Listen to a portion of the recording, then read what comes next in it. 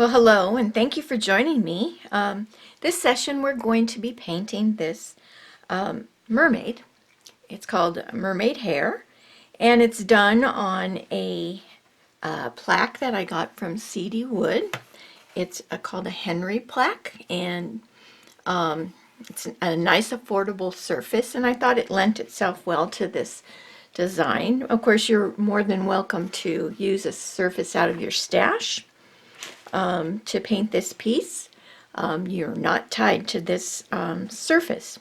Anyway, we're going to do a nice background technique, and you're going to be working with some stencils and some what I like to call found items to add some interest to the background. And you're also going to be using your 3/8 inch filbert comb brush. If you're using low Cornell, they call them rakes. Anyway, make sure it's a filbert because that helps you to get the waves and the curls in a little easier. Anyway, so let's get started. Let's work on our background first. And so what I want to do is, I think you can see in this piece the light kind of shining down. That's like it's coming through the water, and then it blends out into a darker area. So we're going to go ahead and work on that first. And what I want to do is I want to put out puddles of 5 different colors of paint. So I'm going to start with white, and then we're going to go to aqua sky,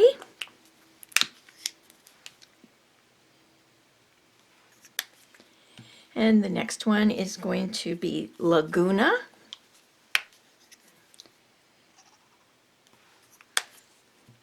then we're going to go to a new color called open water,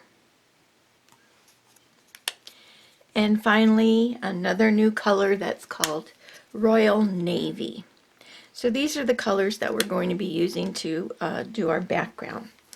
So what I'm going to do first is I want to kind of decide. I want the light to be coming from this side, and I want it to come across diagonally. And it's also going to come across and kind of V out. Okay?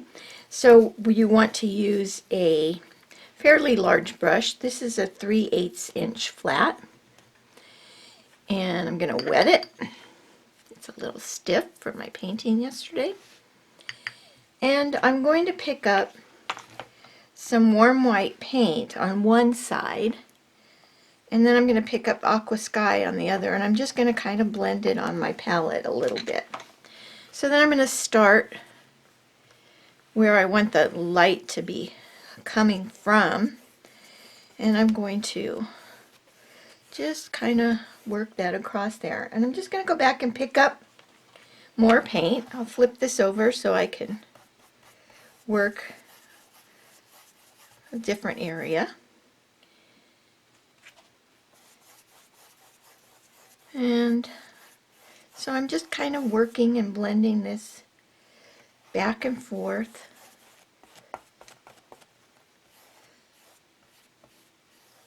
I want this to be a little wider. So see, you're working wet on wet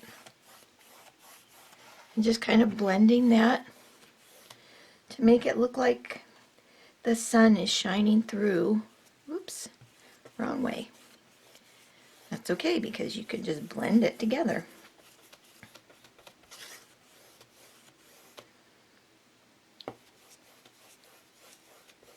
Okay, I've got a nice bright center. So I'm going to come in with just aqua sky next to that. And you want to work kind of quickly so your paint remains wet so that you can get a nice soft gradation of color. I'll go to this other side and do my aqua sky, and I can always come back and brighten up that center a little bit if I feel I need to, which I think I might just a little bit. So see, this is something you can just play with back and forth. It's not something that you need to just do in 1, 2, 3 steps. All right, and I like that. That's kind of looking kind of variegated like that. So then I'm going to pick up some Laguna, and that's going to be the next darker color next to that.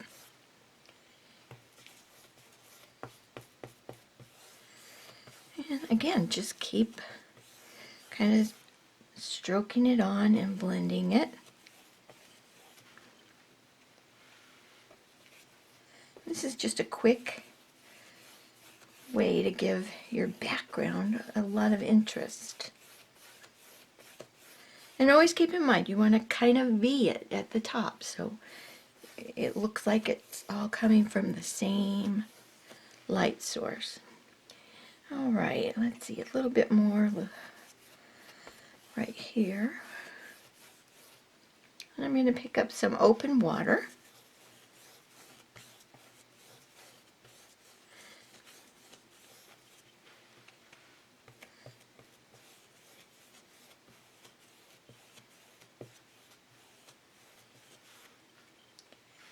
And open water on this side.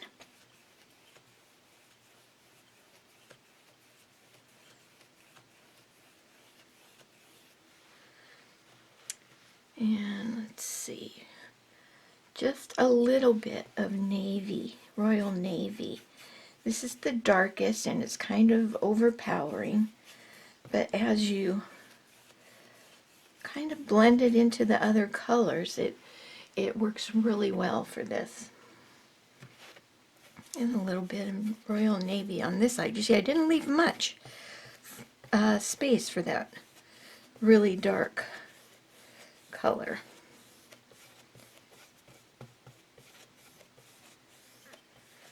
All right.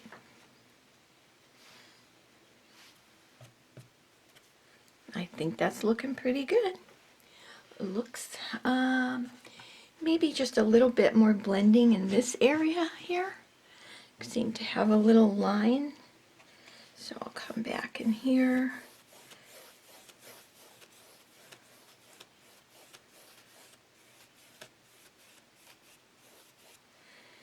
And with the Laguna.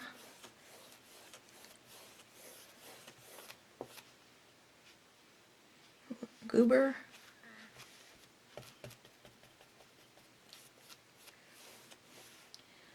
A little bit of white again. And I'm working really hard on this, knowing full well that a lot of this is going to be covered up by my mermaid. But I still like the look. All right, I think that's pretty good. So what I'm going to do is I'm going to dry this now, and I'm going to put the pattern on for the mermaid, her head and her tail. So we'll be back after I have that done, and we'll go on with some more stuff on the background. All right, so I've got the pattern on my background. I did sand this a little bit just to give me a smoother surface. So I have the pattern on for the mermaid's tail and the mermaid. I used white, so I don't know if you can see it very well. Anyway, what we are going to do is we are going to start adding some interest to the background. And you can see here these random dots that are clusters of dots on the background. So we're going to do that first. And I like to use Punchinello, and you can get this from my website. And what I'm going to do is I'm going to stencil with warm white plus a touch of aqua sky. I don't want it to be bright, bright white. I still want to keep that idea that it's in the water. So what I'm going to do is I'm just going to go to my warm white and pick up some. And I like to use a cosmetic sponge to stencil with. And I'm going to pick up a little bit of aqua sky in there, just to give me a little bit of a really light aqua color. And I make this, it's kind of sticky when I'm pouncing it on my palette. Otherwise I have too much paint, and that's not good. So just a few random dots here and there, clusters, and they can be wherever you want. Just kind of keep in mind to have odd numbers of groups. So there's 3. I could quit there, or I can go here, 4, and maybe 5. Okay, so that's the extent of our stenciling on the background there. And then the next thing I'm going to do is I'm going to use what I call a found item. Now, I want to add these larger circles to the background. And the way I do that is I look for a small round something. It could be the container from the hot sauce at your favorite Mexican restaurant, or a little shot glass, plastic shot glass. Anything that you can find that's small, round. This happens to be the lid from a tube of washi tape that I bought. And I thought, well, this is great because it has a handle. So it comes in nice and handy. So what I'm going to do with this is I'm just going to take it and kind of tap it into my paint here, and again I'm picking up a little bit of aqua sky, and then what I'm going to do is I'm going to just kind of randomly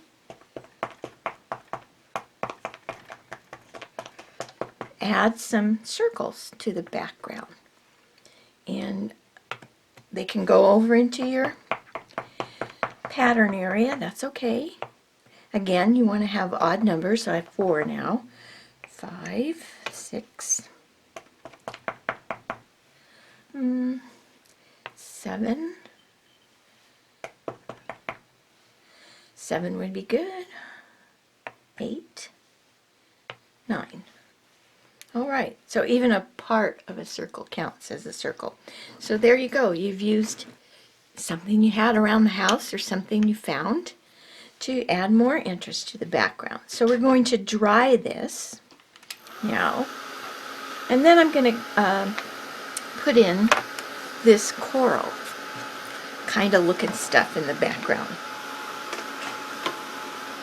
So let's dry this, and I love to use my Ranger Heat It Craft tool because it's quiet and it dries my piece, and I have never had a problem with it getting too hot or blistering. I don't get right close to it, but it dries everything really quick and it's not obnoxious like a hair dryer.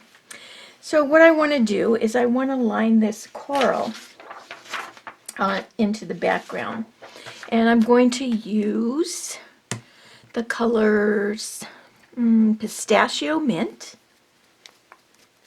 and Warm White. So you still have Warm White on your palette.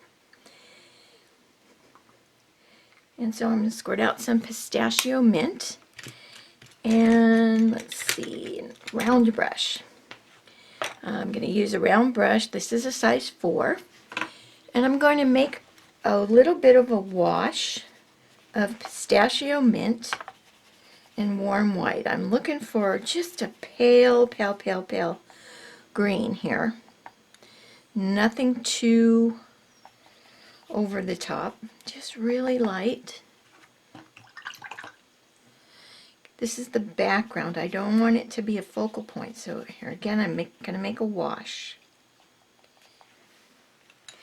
And you could put a pattern on for this, but you really don't need to.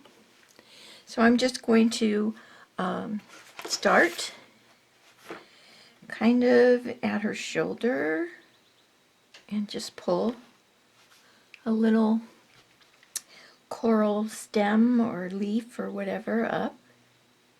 And that's going into her hair, so her hair will cover it up.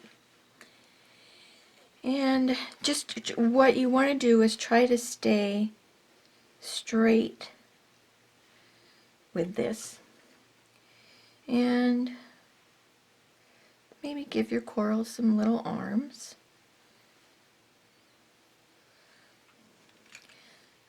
There's some over here.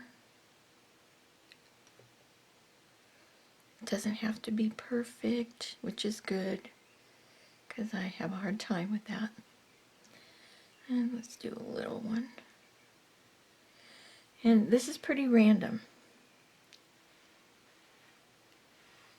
And I'm going to bring some up above.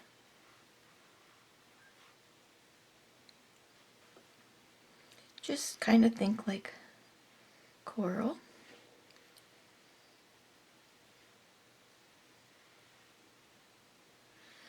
And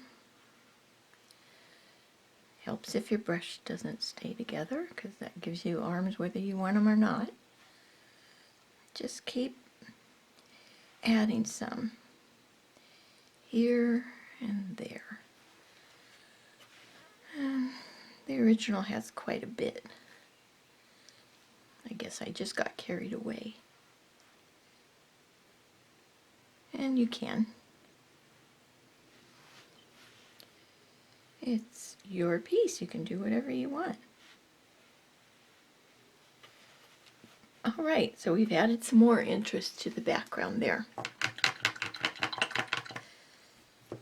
So let's try this. And then the next step we're going to do is we're going to answer the phone. Sorry about that. Okay, so the next thing we're going to do is we're going to take a flat brush. Let's get a nice sized one here. Oh, no. Let's see.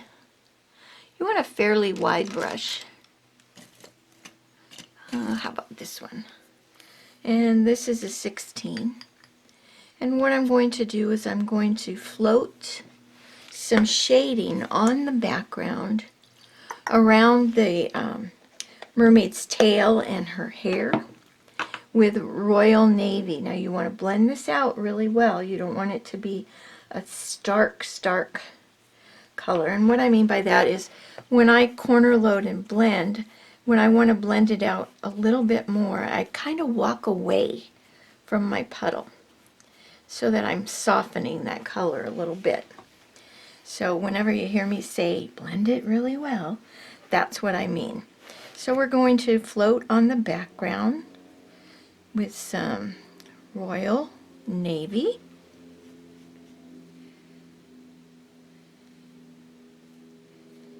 And what that's going to do is it's going to pop the mermaid forward, and it's also going to drop that coral into the background.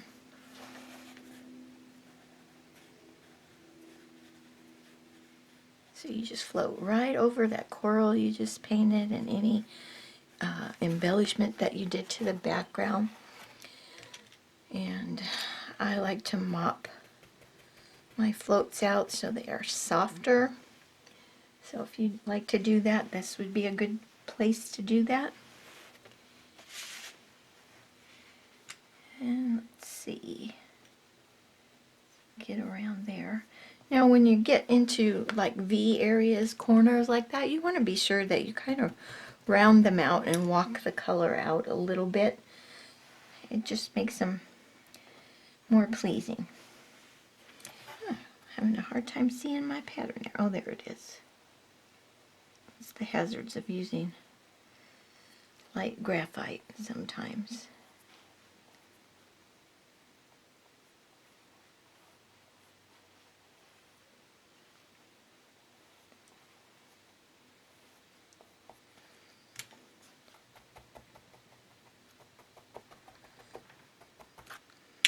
Alright, so I'm going to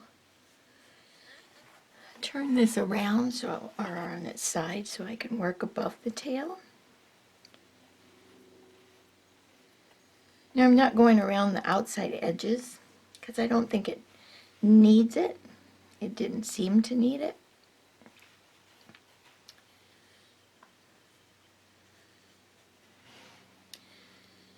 And around her hair.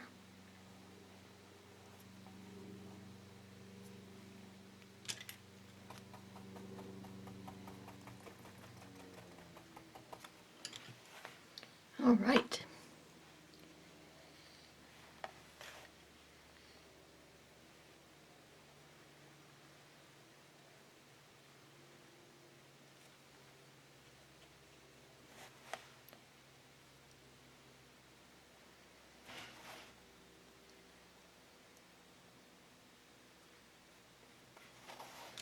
And there we go.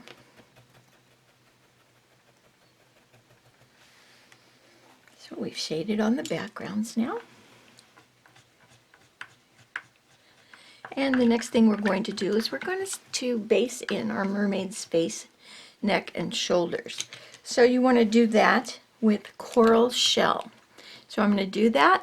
I'm going to let it dry and put the pattern on for her face, and then we'll be back. Alright, so I have her face based in, and I put the pattern on for her face, but I used white graphite again, so I don't know if you can see it or not. But one of the first things we're going to do is we're going to go ahead and base her eyes in with warm white completely. You don't, she's going to look kind of weird for a little while, but we just want to get an idea of where her eyes are while we're working on the face. So I'm going to go ahead and base those in.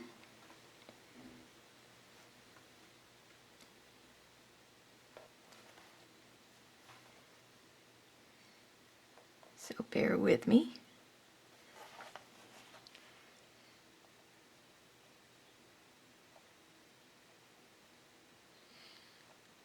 I just like to have that as a reference point there, so I know what I'm working with.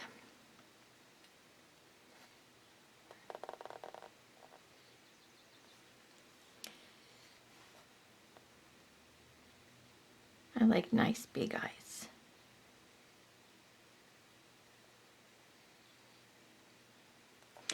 And I will come back and give these another coat. But for right now, this is all I need. So now I have an idea of where her face is on here. Then we're going to dry brush some highlighting on her. So find a brush that you like to dry brush with. I haven't been able to find my favorite lately. Let's try this one. I like to use the Langnickel short round sables to dry brush with. But whatever brush you have that you like to dry brush with, that works. For you, use that. If you want to know how I dry brush, I do have a little video on my website that shows you how I use a dry brush. So I'm going to start with the obvious here, and I'm going to go through the center of her neck, just because that's just an easy place for me to know where to go without having to look. And I'm going to take it down onto her shoulders a little bit.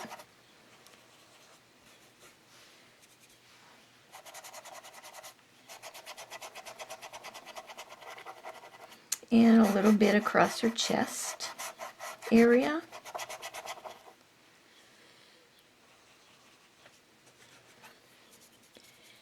I want to go in her ears. Doesn't matter if you get out into the hair. Cover it up. I want to go on her forehead. I'm going to go in all the way across her forehead. She's going to look bad for a while. But that's okay. We all look bad before we get all fixed up. I want to go down the bridge of her nose.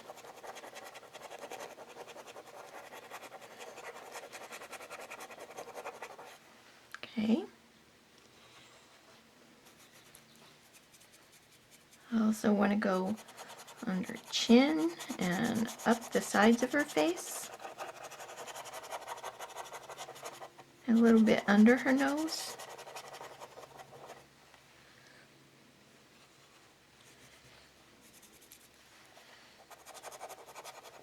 Get the other side of her face.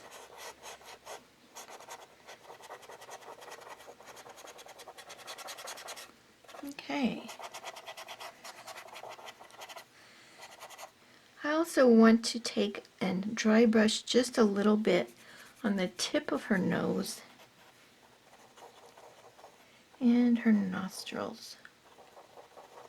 This isn't gonna be what her nose looks like for sure, but just to get the idea of it started.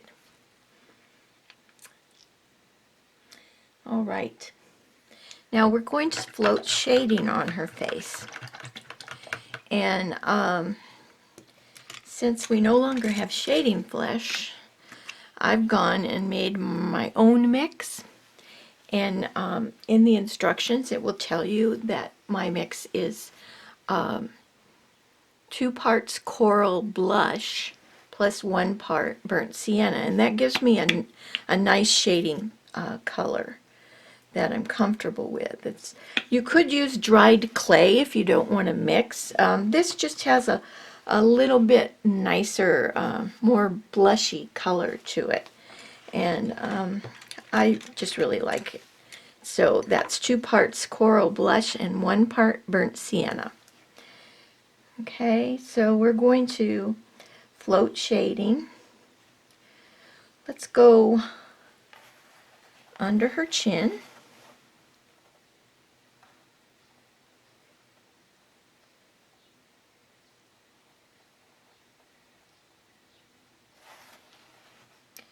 And again, I like to mop.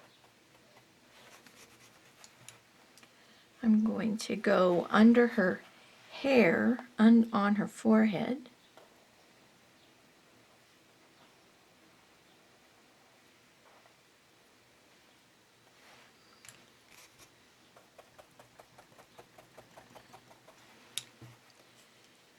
So let's get the other side.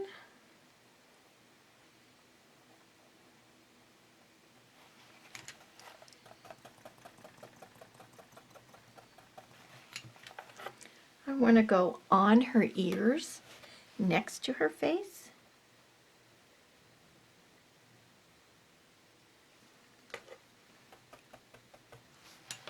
It's a little too straight, so let's just fix that.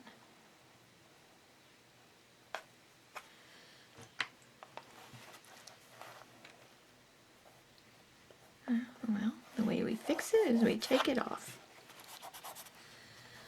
and try again.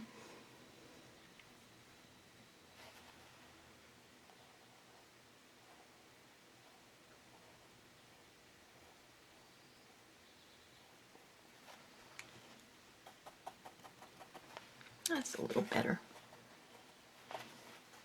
Luckily, she has hair.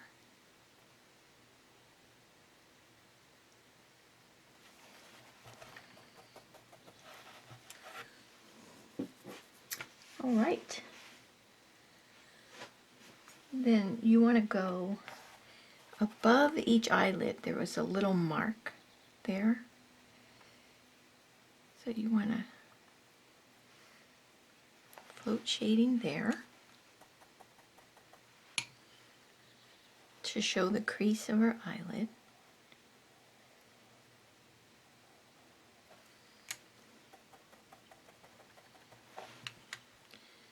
One eyelid's a little more inquisitive than the other. It's amazing what just a little bit of space can do. We also want to float below her nose. Keep this nice and soft. You don't want it to stand out a whole lot.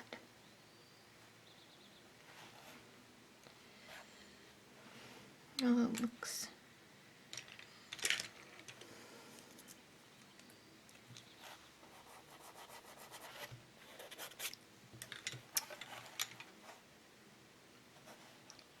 it's nice that you can go in and make adjustments now, like I said. So below her nose.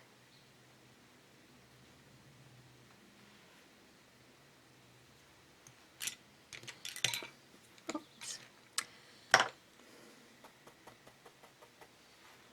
You also want to go beneath her mouth.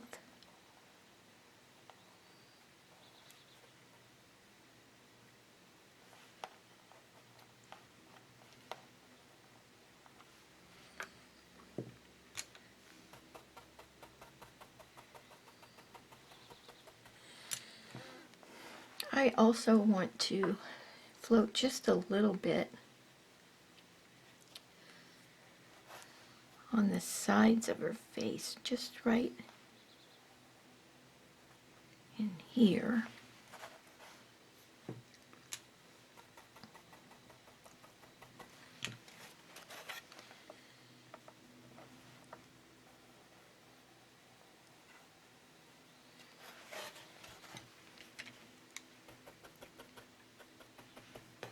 And then I'm also going to go down the sides of her neck and across the top of her shoulders.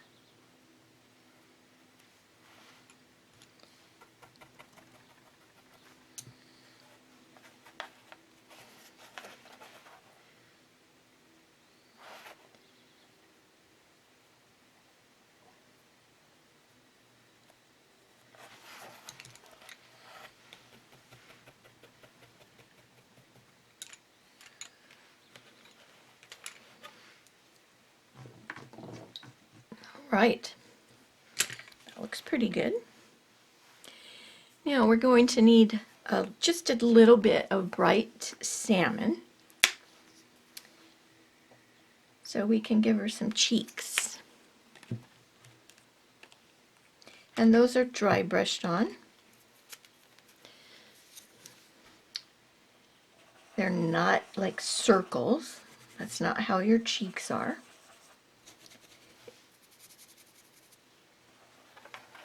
So I'm going to start the ball of her cheek right here. And I'm just going to kind of set it up under her eye, down the side of her face a little bit, and up towards her nose. So I didn't want this to be real red. I wanted it to be more melony, more pink. These aren't the kind of cheeks like that you want to stand out a whole lot.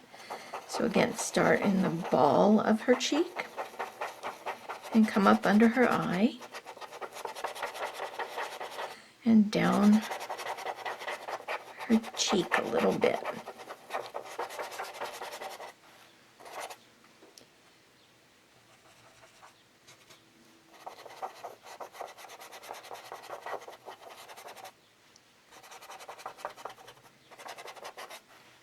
I also want to dry brush just a touch of this color in the tip of her nose, just to give it a little bit of a blush. Okay, and I know on the screen it looks like it's a lot, but it's really not. All right.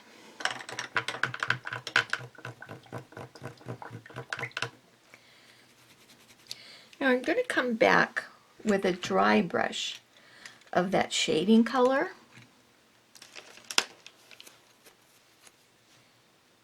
And I'm just going to set in the bridge of her nose.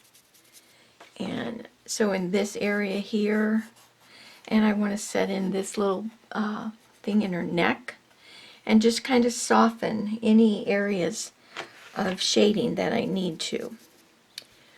So first I'm going to put in this little area.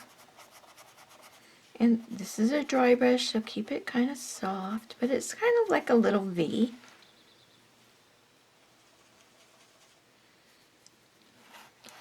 And then her bridge of her nose, I want to make it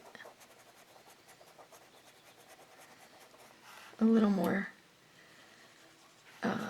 pronounced. So I'm going to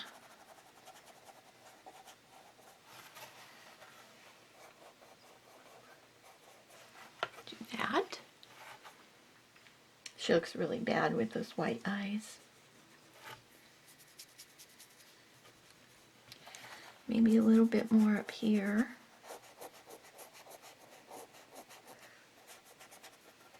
In this area a little bit. Just any of those V areas that need a little bit of deepening. I'm going to go on her ears a little bit.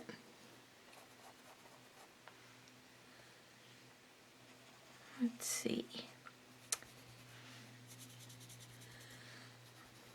I want to go right here under her nose. Just a little. And I also want to go right where her nostrils, the tip of her nose and her nostrils kind of divide.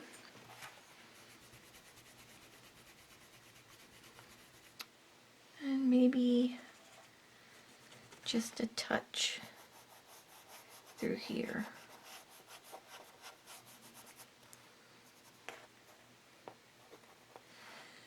Okay, I think that's looking pretty good.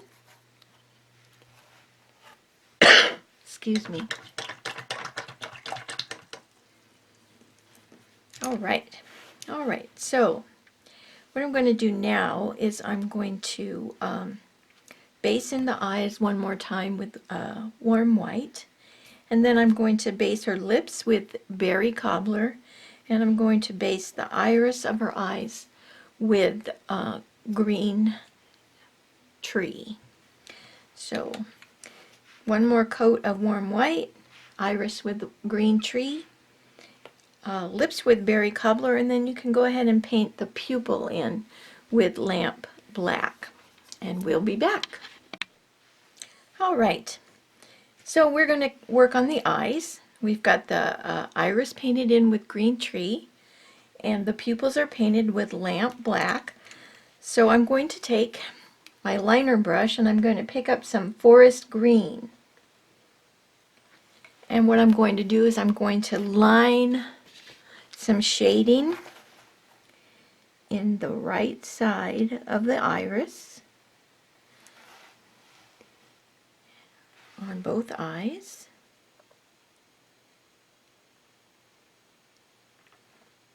All right.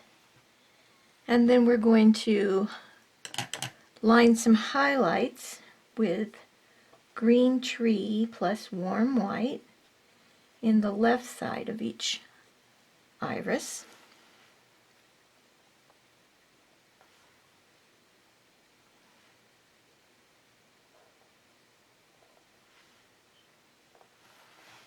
Okay. Now that needs to dry. So I'm going to dry it really quick.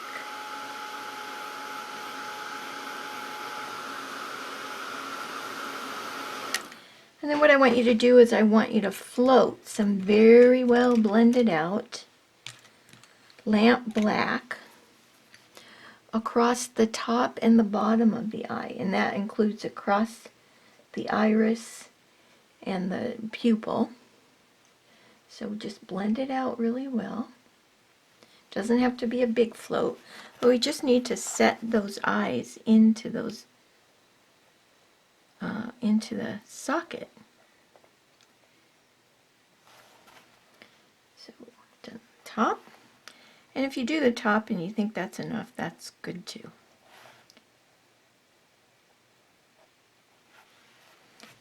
Okay, and then I also want to, whoops, not load both sides of your brush because that wouldn't work.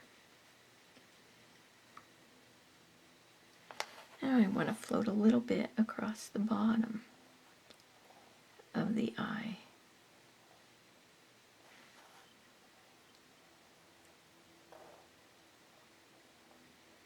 And you're going to go, whoa, but the whites are gone. That's okay. You can take your liner brush and some warm white, and you can just brighten up the white of the eye on either side of the iris. It's not that big a deal. Okay, cool. So we're going to lightly outline the iris with thinned forest green.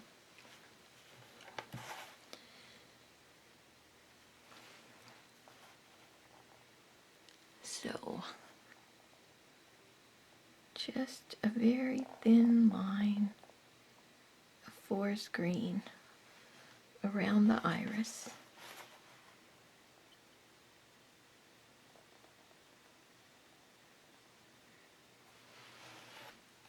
Just kind of finishes it off. And what I'm going to do now is I'm going to take some warm white and I'm going to put a highlight that goes from the iris into the pupil about 8 o'clock, and then just a touch of a highlight in the top right of the pupil.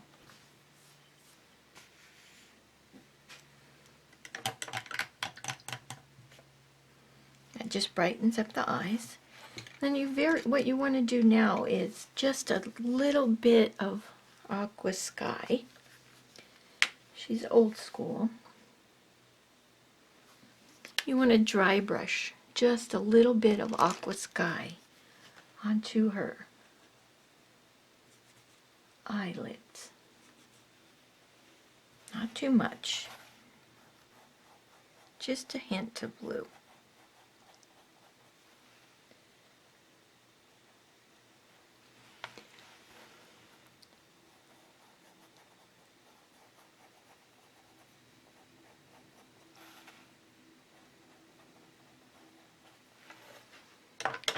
There's barely any there, but just a little. I also want to take some warm white and kind of wipe my brush out so the paint is kind of dry. And what I'm going to do is I'm going to line just a little bit of a highlight from the corner of the eye onto her cheek a little bit, and also on her eyelid, just to brighten it up a little bit. You should still see that blue under there. Okay, she's starting to look more alive now.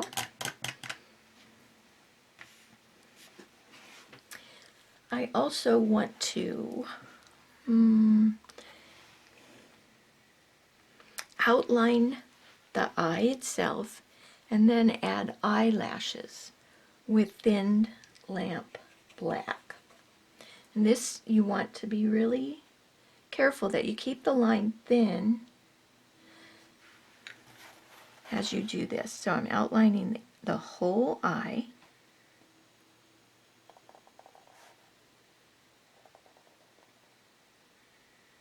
And I'm going to outline the top of the lid. I'm going to start a little ways past the lid there. Okay. We're giving her eyeliner.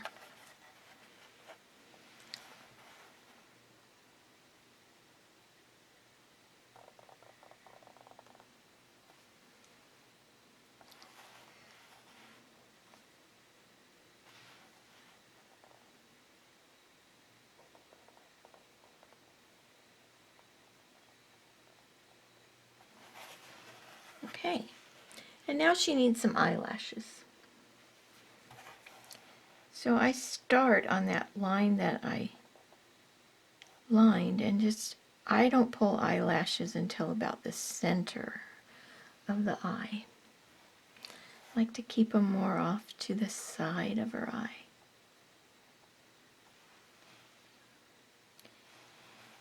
And I'm going to line just a couple taps below the top eyelid on the side of her eye. And just like any other thing, they never look the same. It's just a given.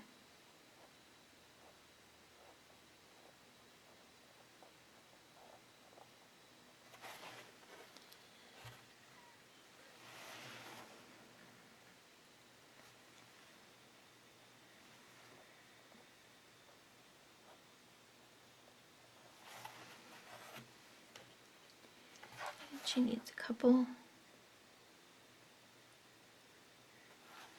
right there. Okay, a couple more things. Let's thin down some of that shading mix that we used on her face, the Coral Blush Burnt Sienna, or if you're using dried clay, you want to thin it down. And you just want to outline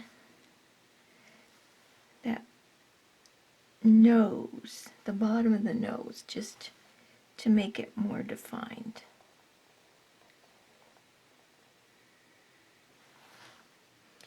And then you also want to add some little smile lines coming out of the sides of her lips, which we haven't really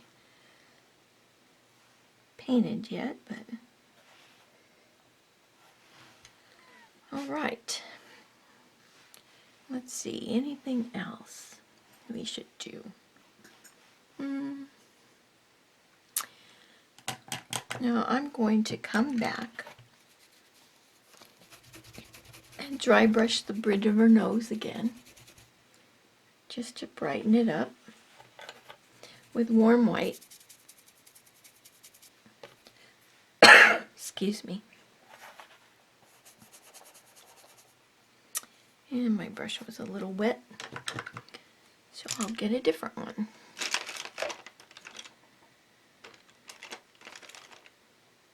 Let's see.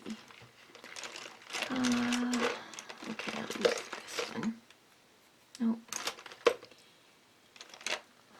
Certainly I have more dry brushes than that. This one might be a little big.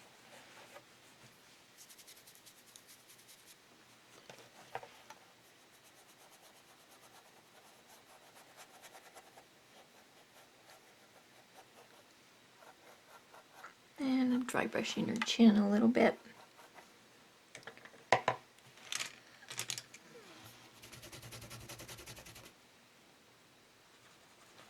And I also want to dry brush the end of her nose a little bit more.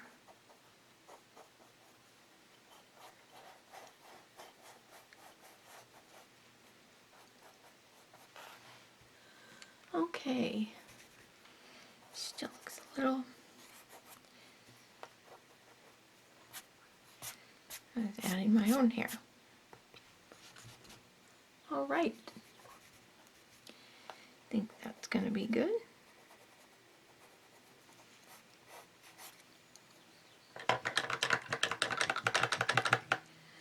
Okay, now we'll work on her lips.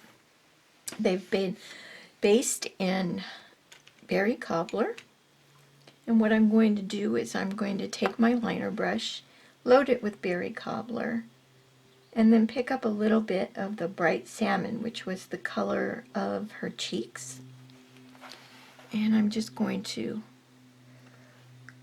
line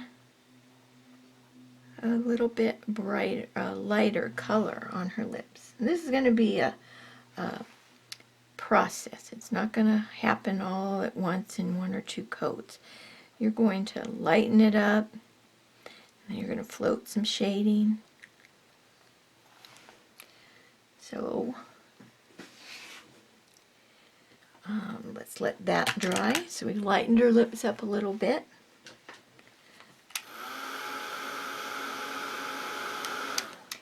And then I'm going to take some berry cobbler plus just a touch of lamp black,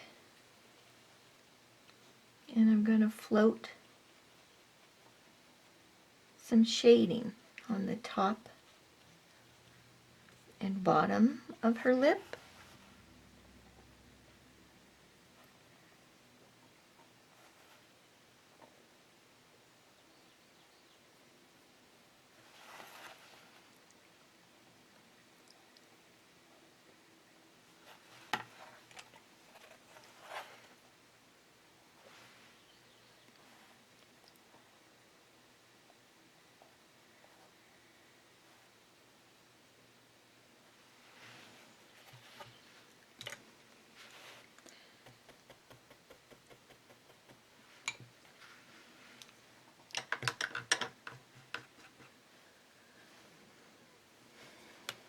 And then I'm also going to take that darker color and line through the center of her lips and kind of give her a little break between the top and bottom lip.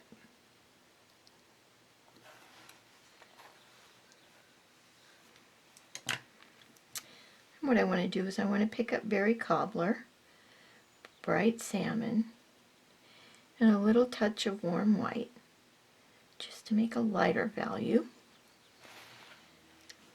And I'm going to paint on a little bit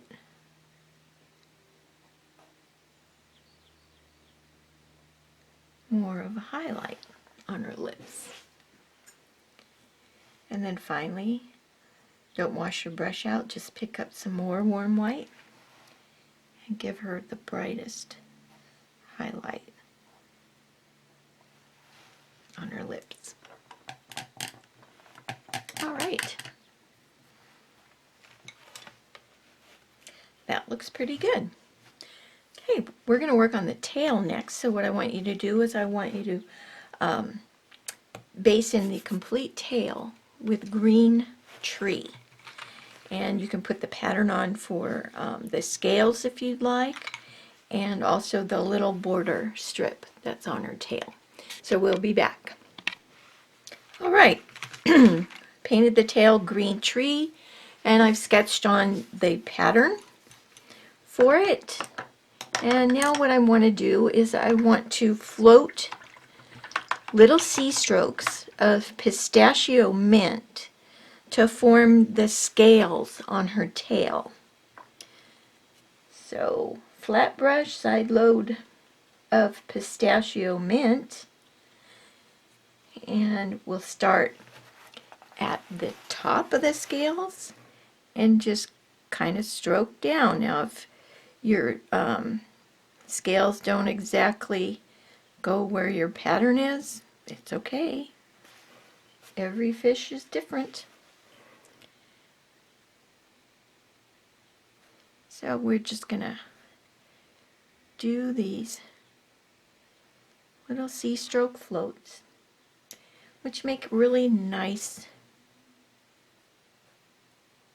looking scales. Now your brush can be loaded a little bit heavier than normal, so you're leaving more paint down.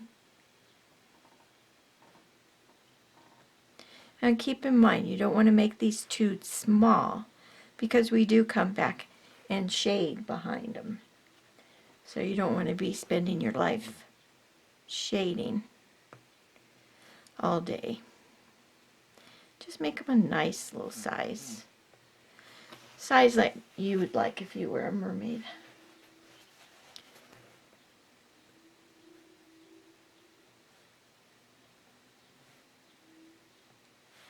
Okay, getting to the end there. See, it doesn't take that long.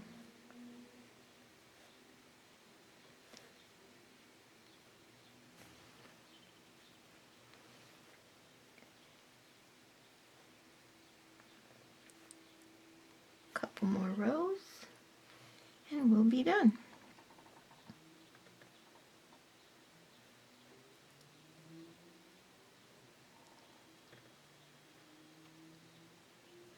All right, cool.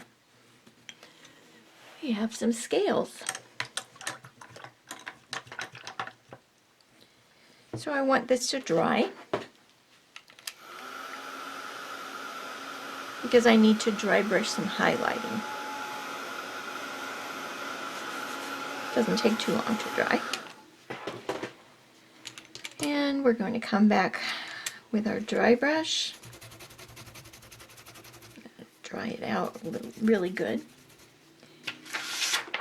And we are going to dry brush some highlighting through the center of that tail. Sorry, getting my directions out here.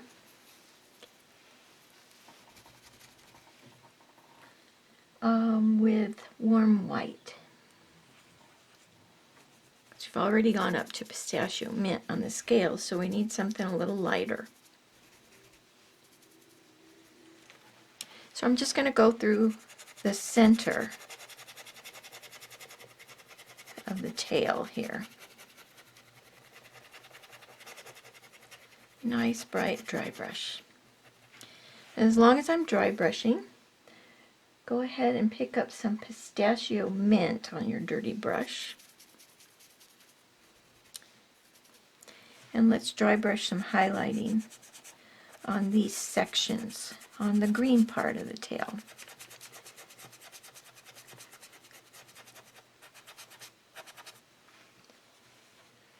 You want to do this first with pistachio mint, and then we'll come back and dry brush a little bit brighter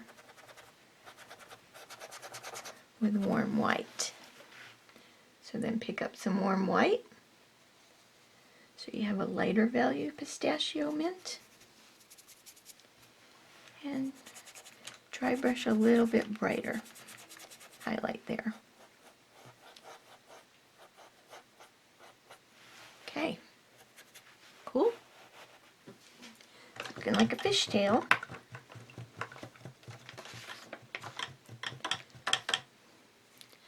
Now we're going to float some shading on our tail with forest green, and we are going to float up behind each row of scales. This is why I didn't want you to make too many. But the top one you don't have to, because we're going to we're going to paint that golden yellow. So just, if I were you, I would start at the bottom and work my way up. Makes more sense, and you're not wiping out anything.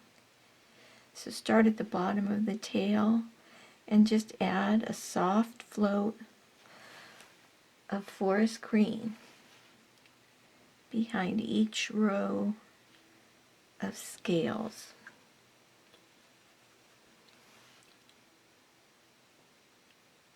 And it just makes them look more scaly. That's what we're going for, right? I hate it when my skin gets like this. But this time we want it.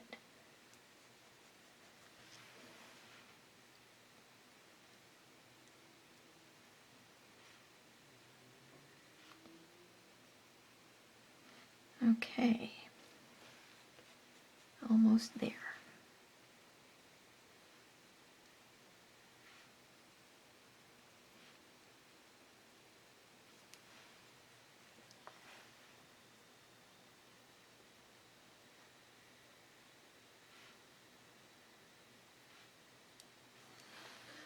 One more row.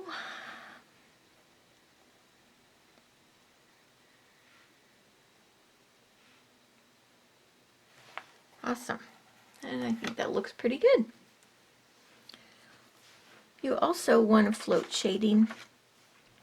And these are going to be like back-to-back floats on the green tail section, the top section. So we're going to float down the center, and then you're going to flip over and float the other side of the center. So that's where it ends up to be a back-to-back float.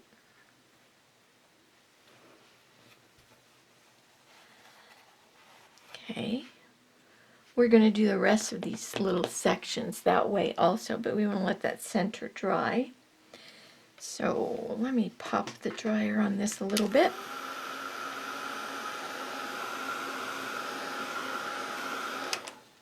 Let's go ahead back to the scale section, and let's float both sides of this section with forest green.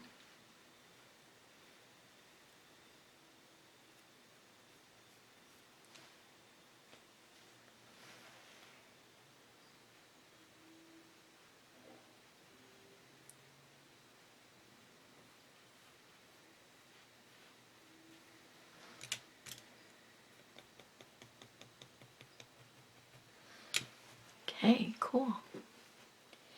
And now we can go back and work on this tail section again. And we're going to do back-to-back floats on all of these lines.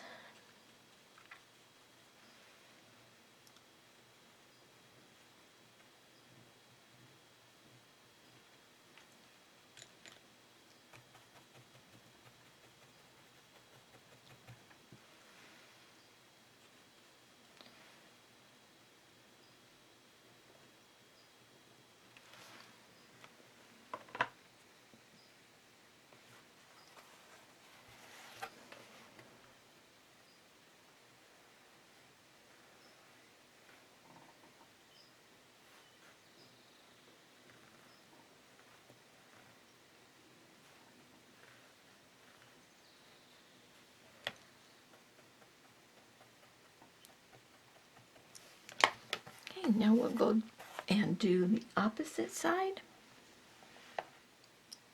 of those lines, making those back-to-back floats.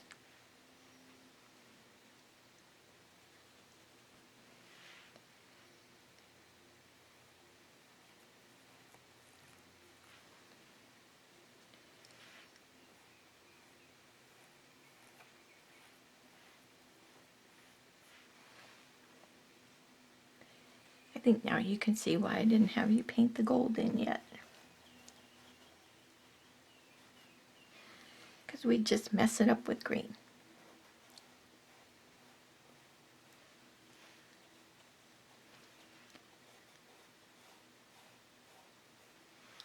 Okay.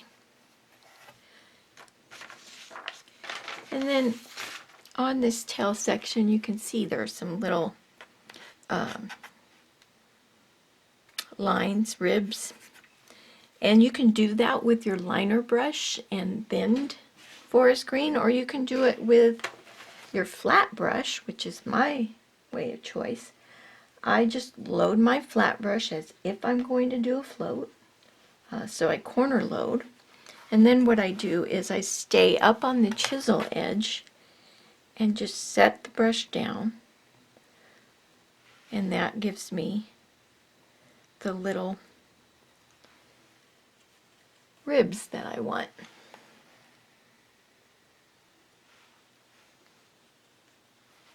And some of them cross over on the row next to them, so you kind of want to work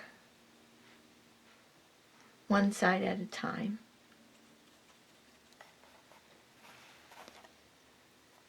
Except this first row you can get away with doing both sides.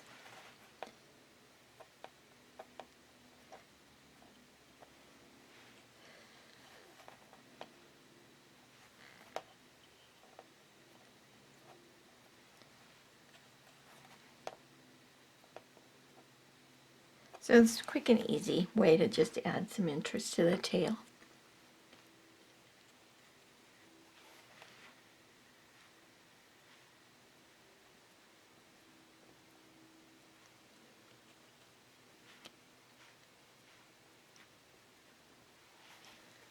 Make it look kind of fishy, I don't know.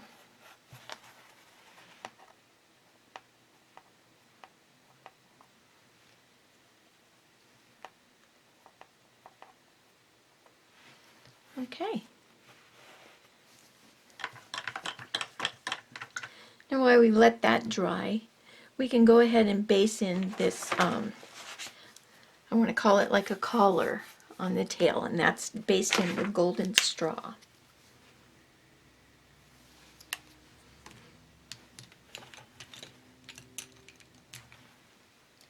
Doesn't have to be opaque.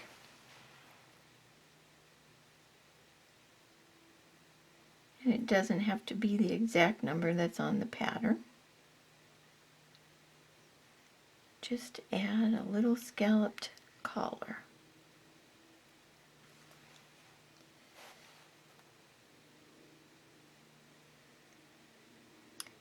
So I'm going to continue basing that in, and we'll be back. All right.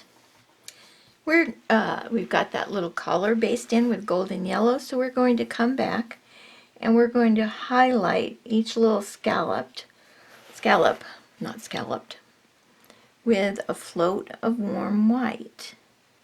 So just the top edge.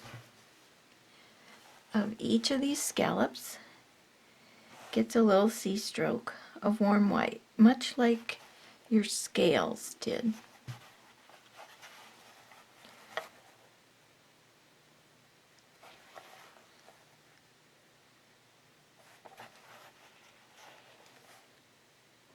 Okay. All right. Now we want to come back with some forest green shading on the end of the tail. And we want to float that across the top of the tail.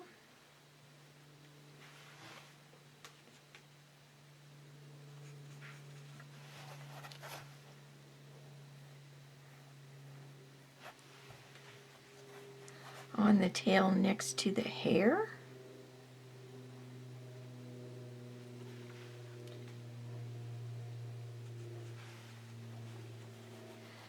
You also want to go across the lower edge,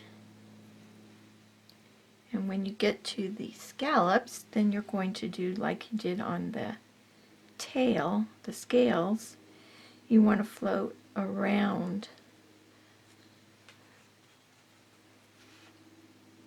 those scallops, or on top of them.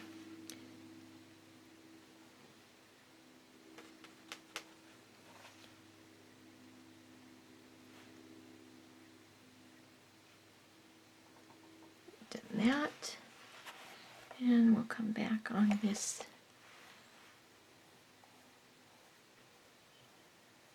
edge. All right. Now our highlight floats should be dry, so a new color to hear from, Georgia Clay. It's a nice orange. We're going to float shading at the base of this scalloped collar with Georgia Clay.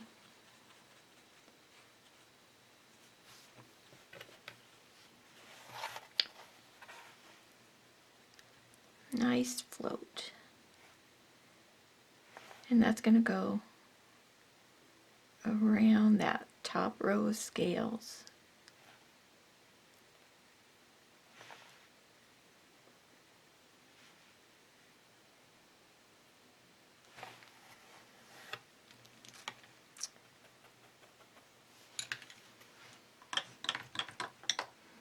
All right. Now, liner brush and Georgia Clay, we're going to add this stroke onto the tail. Now, this one goes behind her head, so you don't see the finish of it. This one goes along the top edge, and then it comes out here, and you end up seeing it again with a little curl. And we're also going to add these strokes in between the scallops on the collar and also outline the top edge. And that's all done with Georgia Clay. So I'm going to start on this stroke here. And you see I flatten my liner brush out so I get a little bit wider. And I just kind of imagine where the curl might end up, and add just that little bit of a comma stroke right there. I'm going to come over here and do the other side of the tail. Now I'm going to add these little teardrops. They start above a little bit and come straight down to separate those scallops.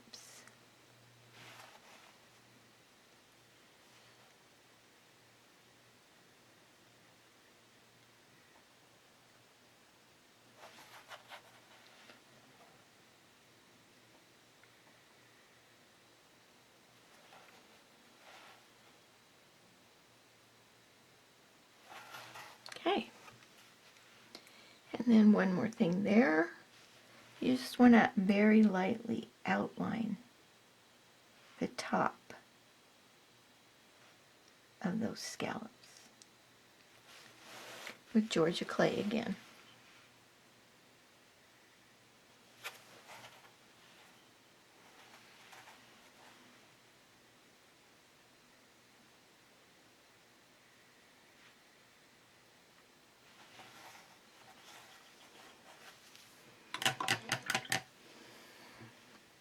And with a flat brush, you want to pick up some golden yellow, make a little bit of a wash or glaze of golden yellow, and I just want to add some of that yellow color to the right side of his tail. Just to, I don't know, it just needed it. Just the base of the tail, not the end. If you want to put it on the end, I guess you can.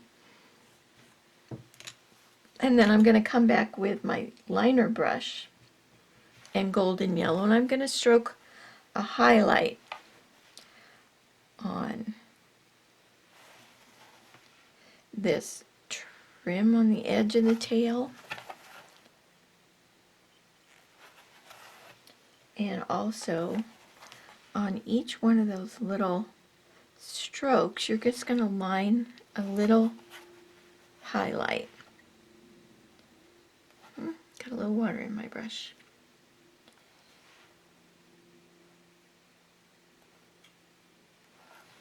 Alright, so there, we have a tail done. This is a little too bright for me, so I'm going to tone it down a little bit with an overstroke of Georgia clay. That's much better. Alright, our next step is going to be the part you're probably worried about, and that's going to be her hair. So what I'm going to do with her hair to start with is I'm going to base it in with a quick wash of burnt umber. So just base in everything with burnt umber. And we'll be back. Okay, so a moment ago I actually misspoke. I told you to base that in with a wash of burnt umber, and that's what I did. And then I looked at the directions and they actually said base it in with a wash of burnt sienna. So I went over my burnt umber with burnt sienna, and it's all going to be good. So if you did burnt umber, that's fine. Just give a wash of burnt sienna on top of that. Not too heavy, just enough to put some of the red into it. And once you have that done, dry it, and then we're going to get going on her hair. And what I'm going to work on is this hair that is coming from the back of her head here. So what's behind her neck and her ears mainly, with this first layer. And what I'm going to do is I'm going to use my 3/8 inch comb brush or rake brush if you're using low Cornell, and I'm going to thin the paint down, and I load my brush up pretty good. It's loaded to the ferrule, and when I load it I kind of smash it down and separate those bristles a little bit. Okay, and then I blot out before I go to my piece. What I'm going to do is I'm going to pull, and they're not going to show up a whole lot, but I'm going to pull some strands of dark hair that are in the back of her head, coming from the back of her head. I want this to be darker, and I think you can see that on here, how this is much darker than this top layer. So it's much like regular hair, normal natural hair. The stuff that's underneath doesn't get as much sun, so it stays a little darker than that top layer of hair. So what I'm doing is I'm putting in the dark hairs right now. And I also want to do that over here on this hair that's being swept over from the right side. So I just want to get some dark strands in there. Alright. And like I said, you won't see it a whole lot. It's just a darker value back there. And as we add more colors, as we add colors to the top layer of hair, we will go back and add just a few streaks of the other colors into this back hair, but not as heavily as we do the top hair. So just keep that in mind. You still want to bring those colors into the back, but not as heavily. So the next thing we're going to do is we're going to use thinned Georgia clay. And we are going to start stroking on the lighter value hair. We'll start working on that top layer of hair. And so again, thin down your paint with Georgia clay, and we're doing all of this with our filbert comb. You could use a 1/4 inch, it'll just take you a little longer. I also want you to keep in mind, this is a process. It's not put this layer on, put that layer on. It's a process, and you're going to look at it. I want you to think like hair, and just, be patient with yourself. So a filbert, a comb brush, is much like having a whole lot of little liners. So just like with your liner brush, you want to stay as up on the tip as you can. But as you can see, I'm putting in some waves and some curls, because this is how I wish my hair was. But I'm also going to come off the edge of that wash that I put in, just to start breaking it up that hard edge, so it looks more like hair. If instead of like what you're basing in hair, you're actually stroking on hair. You're not basing it in. So you want to come off that edge a little bit and get some frays and some wispy hairs off that edge, and to break up that hard edge. Okay, so now I'm going to work on this side, and you don't have to do a whole long stroke. You can break it up into pieces. But I start from the part and work my way down. And if you just stay on the tip, you should get some nice strands of hair.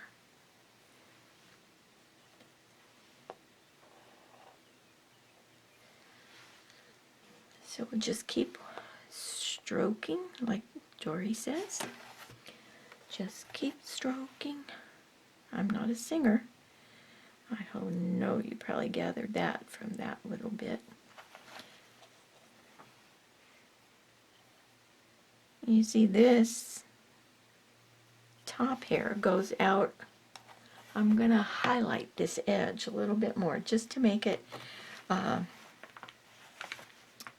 look like it's on top.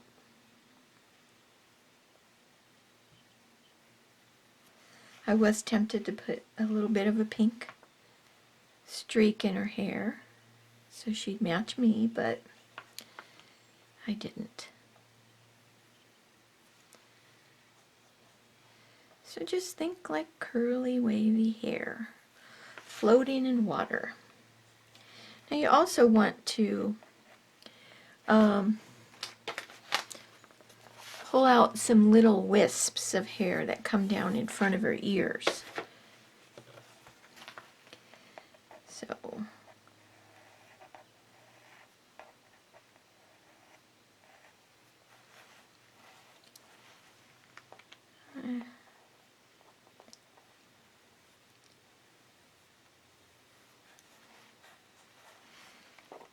and here again, I am going to pull some of this color into that back hair, but again, not as much.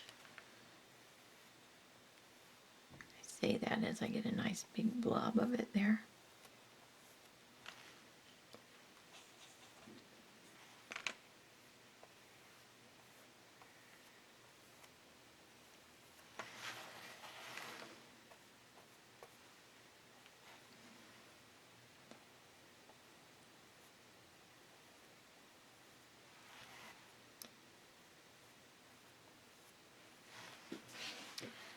Okay. I think I've got a nice base of red hair there. And I'm going to pick up some golden yellow and mix it with the Georgia clay, because I don't want to go straight to golden yellow. I want to just go to a lighter value Georgia clay.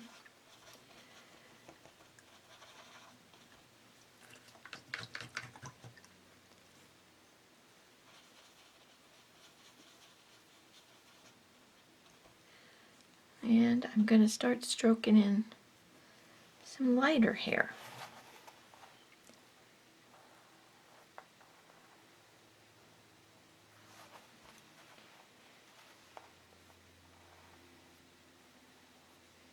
And they don't have to follow the waves that you set in with the Georgia clay exactly.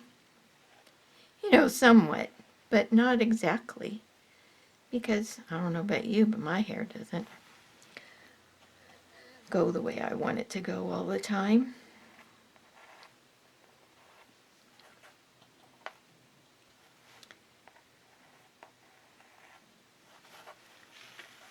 I like to use the filbert comb as opposed to a regular flat comb, because then I can twist and turn and get up on the edge of the brush and get some nice curls.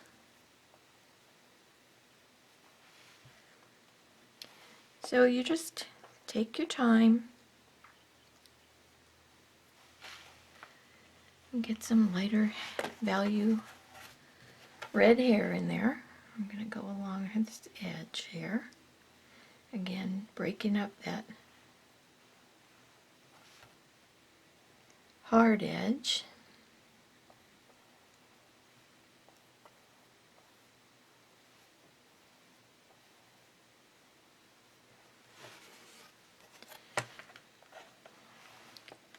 And if you just take your time,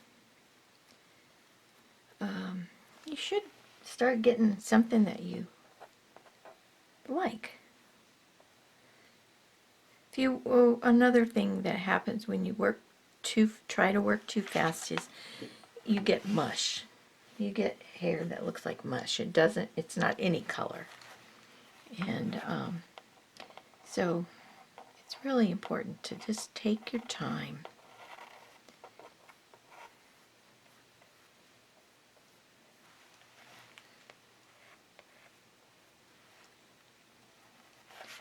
Let's see, I didn't break up this edge very well.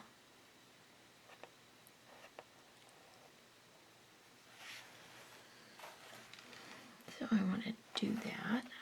Let's see.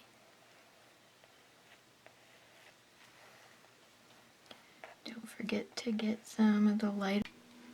Alright, I had a little bit of a camera glitch that I had to go fix, but I didn't not record anything I wanted you to see, so back at it, working on the hair. And we had been working with golden straw mixed with a little bit of Georgia clay. So now I'm going to come with the lightest hair, and that's going to be more golden straw mixed in that Georgia clay.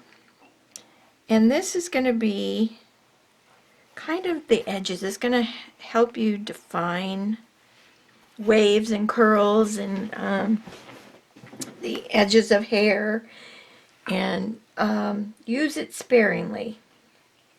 You don't need a whole lot of this light color. As you can see, I just used it kind of to highlight the front edges and highlight certain waves in her hair. So it's not something that you put all over and go crazy with it, but just especially in there, maybe there. I don't know if you can see, but as I go through those curls, I kind of turn the brush on its edge so that it Gives me a nice kind of twist and turn. Now it seems like, let's see, let's do some up here, because that's definitely going to be in the sun a lot more. And I probably want some in here.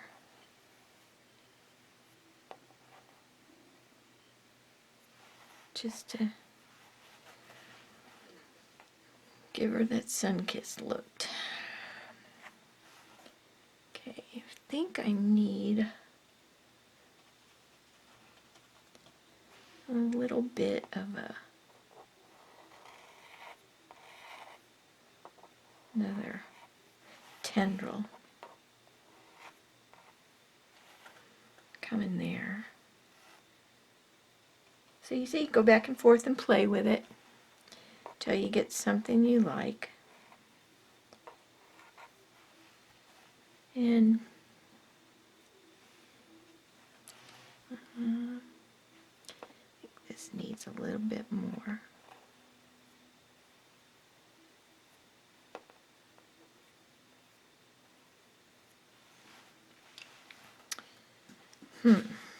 Let's see. What do I think about that? I think it looks pretty good, actually.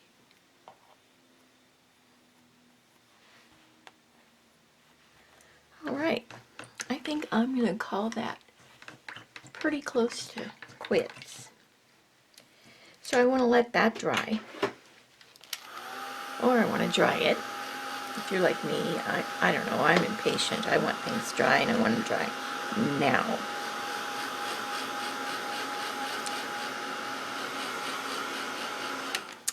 So now what I want to do is I want to take my flat brush and some floats of burnt umber. And I want to drop that hair that's in the back behind her head even further down. So what I'm going to do is I'm going to float burnt umber on the hair next to her neck and shoulders. And I'm going to come up around her cheek a little bit up to the bottom of her ear, just to kind of drop that hair behind even further. And I'm going to come up under here,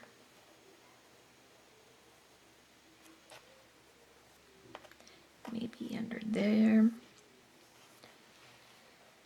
just to reinforce it a little bit. Now I may come in under this wave a little bit, just to reinforce that a little bit. You can pick and choose what curls you want to make stand out a little bit more. I also want to go on this side.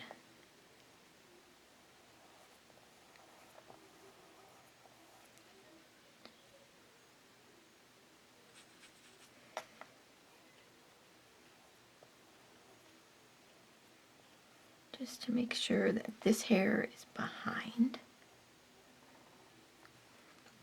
And I also want this to stand out a little bit more, so I'm gonna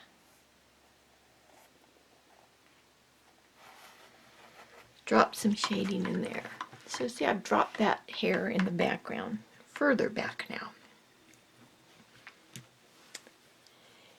And then what I want to do is I want to take my liner brush and some of that golden yellow with a touch of Georgia clay mix.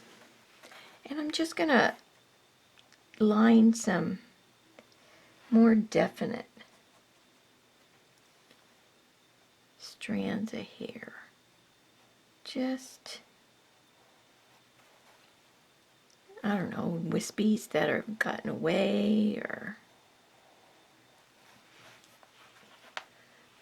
I just needed to reinforce that a little bit.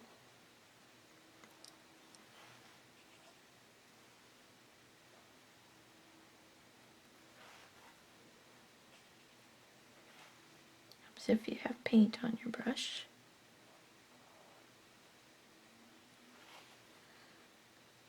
And this is kind of a wherever you want to reinforce the curl or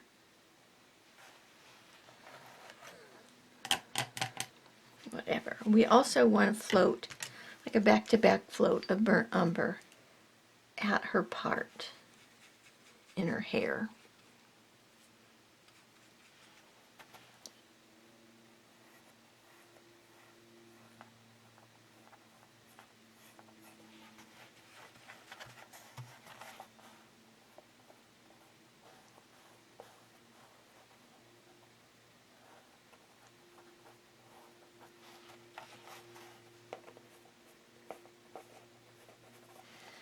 Okay. I think that looks pretty good. Looks pretty mermaidy to me. All right. Cool. Now she does need some eyebrows. You have to say she's looking a little weird. I guess could be a new fashion trend, but what I'm going to do is I'm going to make a wash of burnt umber plus a touch of burnt sienna. And we're going to give her some eyebrows. Now, it's a wash, okay?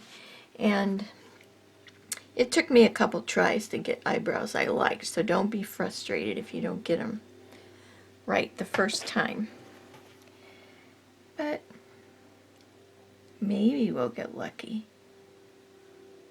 I can always get one. And then the next one always is a little harder for me.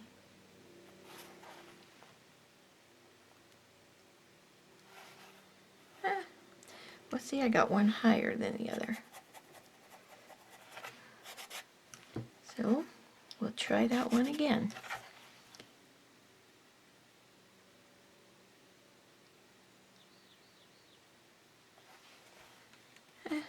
I guess, yeah, that looks pretty good. I think I'll leave them be. So she has eyebrows. Now she looks kind of normal. All right. Now, before we do the lettering, we're going to add this edge trim around there. And all I did to do that was take some lamp black. Let's go back.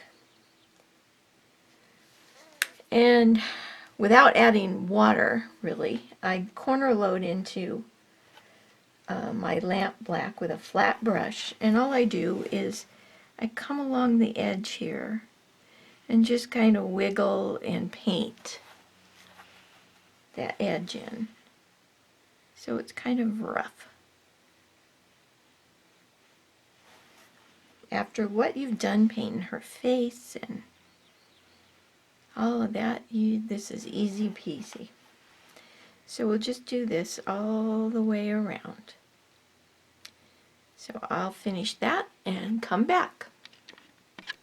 Okay, so I have that rough border all the way around, and what I like to do to it, and this is completely up to you whether you want to take the time to do that or not, is I always like to line the edge of that border with a line of warm white. It just kind of finishes it off and makes the design in the center stand out a little bit more, I think. But it's completely up to you. If it's fine without the white edging, then that's great. So the next thing you want to do once you have this done is you want to put the pattern on for your lettering, and that's what we'll be doing next, is painting our lettering.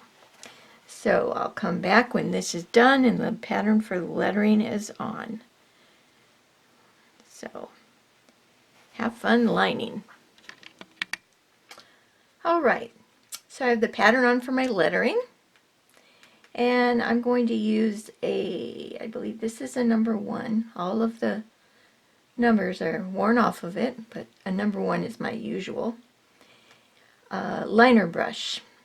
And I'm going to paint the lettering with warm white. And so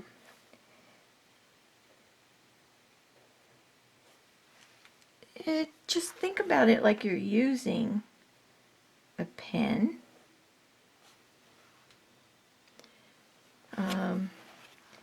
Although with a pen you usually do one continuous motion, I start and stop.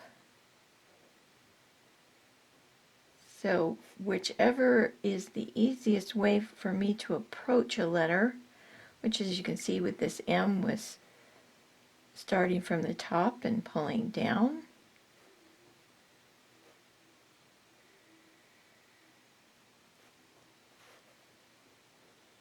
So you're just going to go along and line the lettering with warm white.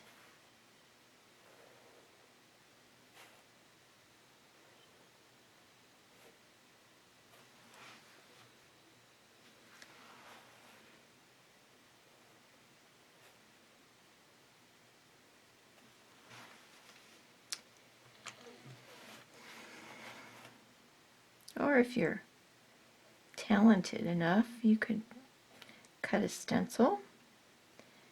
I'm not that good at that. It's actually faster for me to just paint the lettering on.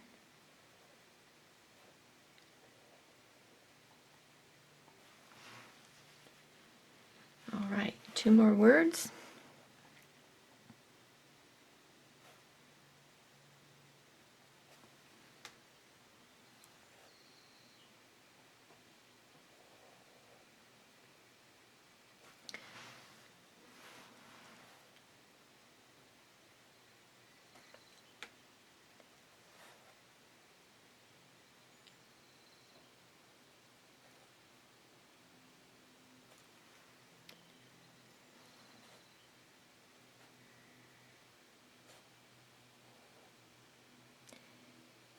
And a little, it's just so you know,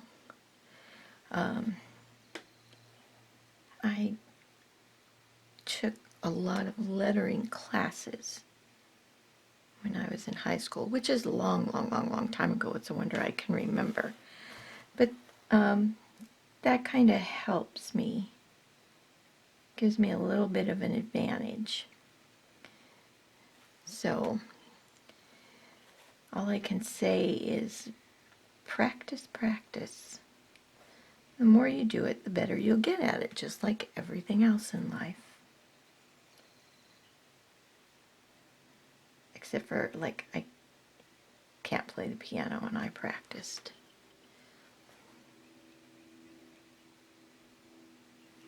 All right, mermaid hair, don't care. Now what I'm going to do is I'm going to take a little bit of aqua sky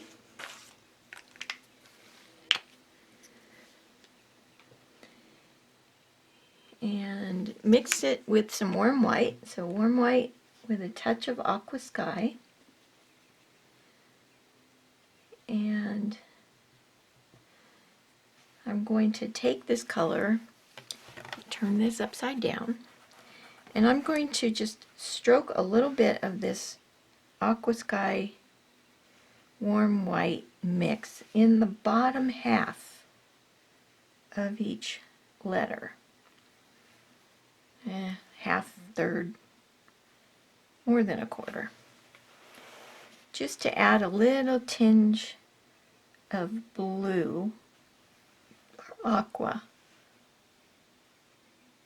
to the bottom of each letter.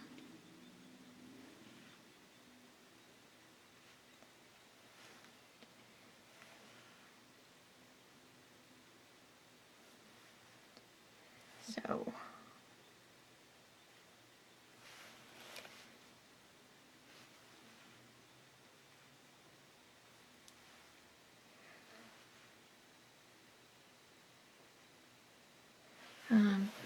don't know, I just like the way it makes it look. It ties it in a little bit better with the whole design and with the background a little bit.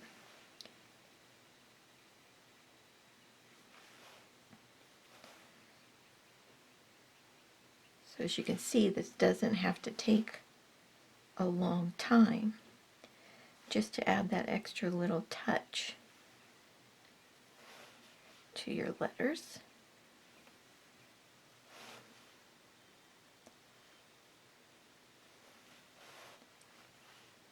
We have one more thing to do, and then you can sign your piece, and you'll be all done. Add a hanger, and hang it proudly.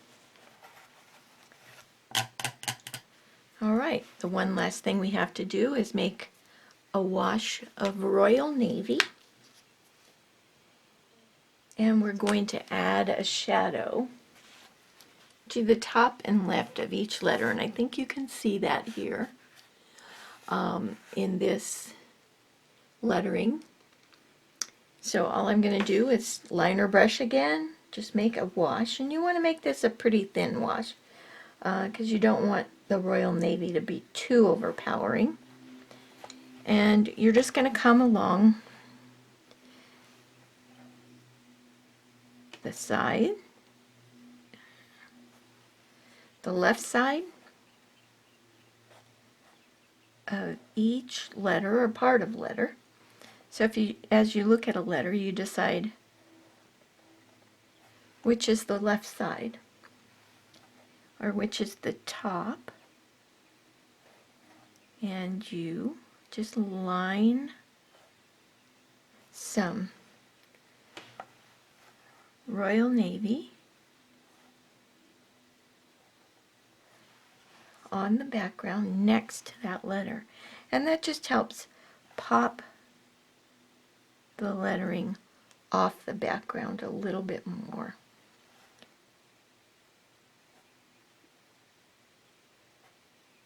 So here again, just a little something you can do to brighten up your lettering. It doesn't have to take forever.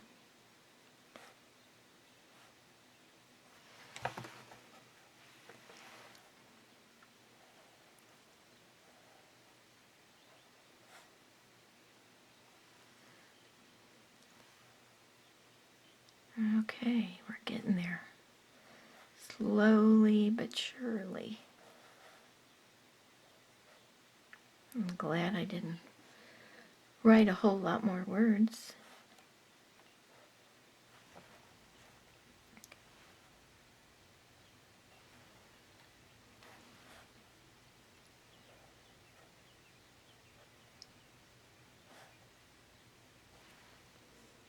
After a while, you just kind of automatically know where the shading should go.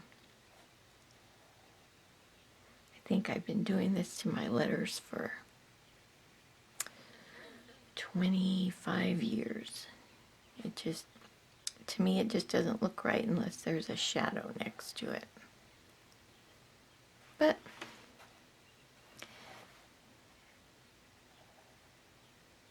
that's just me.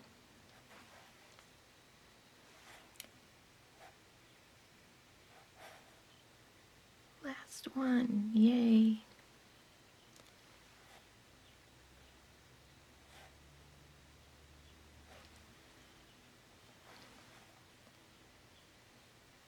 Can you believe that you have finished this project? I hope that you like it, that you enjoyed the video, that you learned some new things, and I hope to see you again. Anyway, any questions, feel free to email me, check out my website, and I'll see you back here again come Halloween time. Thanks so much. And just when you think you're done, you're not really done. I forgot a couple little details for you. One of them is in her eyes. There are some little lamp black lines, liner brush, and all you do is add some little lines. Hopefully you don't mess them up like I just did. But anyway, they are in the iris, and they kind of go on either side of the highlight little stroke that you did. So in both her eyes, you just line some little lines around the iris. And then also, we want to come back with our Punchinello and the Aqua Sky Warm White mix. Sorry, I was just cutting the top off my cosmetic sponge. As I cut it down as the paint dries. And I'm going to sneeze, excuse me.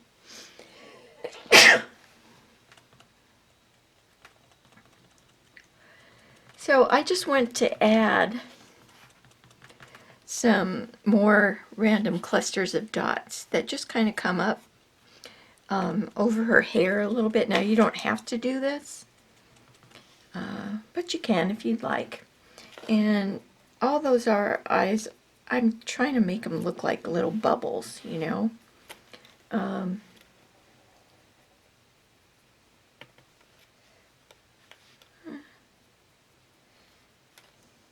So just some little light